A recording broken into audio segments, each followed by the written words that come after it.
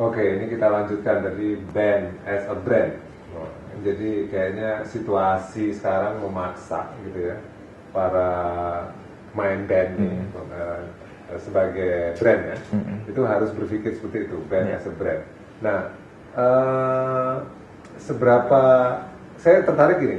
Tadi kalau kita ngomong channel gitu, saya kok melihat mereka sangat paham channel gitu ya. Kalau mereka bisa berkolaborasi dengan Free Magazine, bisa berkolaborasi dengan channel-channel yang kreatif, bisa berkolaborasi untuk bikin misalnya kanal sendiri gitu. Itu gimana? Itu menarik sekali. Mereka karena dengan DIY tadi ya. Iya, karena mereka berpegang teguh sama filsafat itulah, yang pasar bisa diciptakan gitu. Jadi menurut mereka market musik seperti band-band ini itu ada sebenarnya. Mereka percaya itu, walaupun kita hanya sebatas 5 orang anak muda yang main musik ugal-ugalan gitu ya, tapi ada yang nonton dan ada yang suka gitu. Dan itu terbukti bahwa CD-nya laku, kasetnya laku.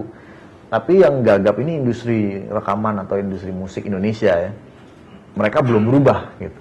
Mereka masih berpola pikir bahwa ini tahun 80-an, bahwa artis itu harus tampil di TVRI atau main di TV swasta, bahwa lagunya harus ada di stasiun-stasiun radio yang ada di 600. Oh, itu masih? Masih. Jadi yang pendekatannya bukan ke fans itu tetap masih juga? Masih ada sampai sekarang. Yang memikir top down itu masih ada. Nah, kalau yang dari grassroots ini memang mereka lebih ke viral sifatnya. Jadi mereka gunakan yang namanya Facebook, Friendster, Multiply, Twitter gitu ya. Ini kan means of promotion yang dulu nggak ada di dekade 90-an. Betul. Kita nggak punya akses ke situ, nggak bisa mempromosikan musik gitu. Bahkan kita manggung pun harus kerjasama sama radio dulu untuk mempromosikan. Kita manggung di sini. Kalau nggak, sekarang tinggal masuk ke Facebook, bisa agenda, bisa masuk ke BlackBerry kita kan. Fans kita yang masuk ke dalam Facebook groups itu bisa tahu bahwa si band favorit kita mau manggung nih. Dan dengan otomatisnya mau keluar di ini reminder di BlackBerry gitu. Jadi emang tanpa kena biaya gitu. Dengan biaya yang bisa dibilang nol. Cuma punya akses internet, sebuah band yang bernama Last Child bisa punya massa 2,5 juta di Facebook. Oh, iya. Pee Wee Gaskins bisa punya hampir 3 juta penggemar di Facebook. Karena coolness tadi ya? Karena yang kalau coolness itu memang udah dari ininya, dari roots mereka attitude-nya udah disiapin, jadi sebuah paket yang udah siap gitu. Nah, ketika itu dikomunikasikan lewat YouTube, video klipnya. Jadi mereka bikin video klip, Mas. Tapi diputarnya di YouTube, diupload ke YouTube, ditonton, dan dapat respon. Itu sampai seberapa pengunjung ya, penonton yang di YouTube? Apakah? Ratusan ribu. Jadi itu yang saya bilang bahwa artis-artis yang alumnus MySpace gitu ya. Jadi mereka dulu kan sebelum eranya Twitter atau Facebook itu ada MySpace gitu, sangat jaya gitu ya.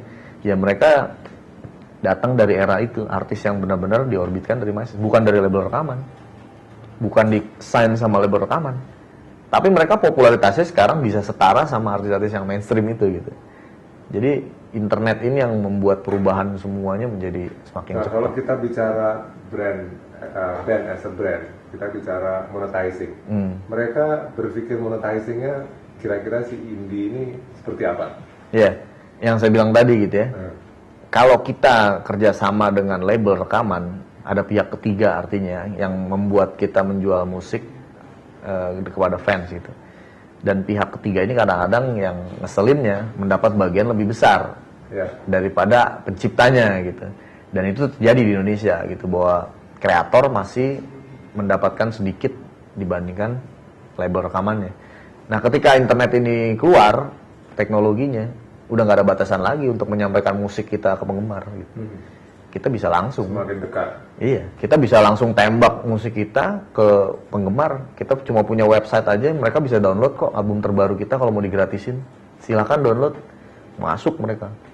Nah, pihak ketiga ini yang menjadi dulunya menjadi penyambung lidah ya antara artis dengan pendengar musik, otomatis nggak dibutuhin lagi.